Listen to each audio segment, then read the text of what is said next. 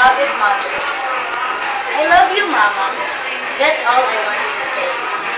Every minute, every hour, every day.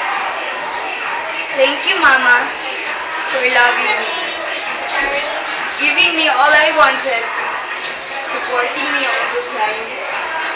I'm sorry, Mama, for the times that I let you down, for the rejections, for the pain.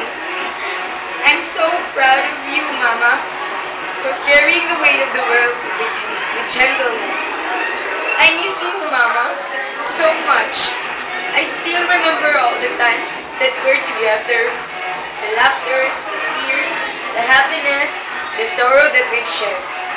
I can't forget you, Mama, and I never will. You're always in my heart forever. Wherever you may be, I always pray that you will guide me. I also pray, Mama, that you are now resting peacefully with the Holy Spirit of God Almighty. Oh, how I hate to say goodbye. But, Mama, don't you worry. I won't erase you in my memory, my beloved mother.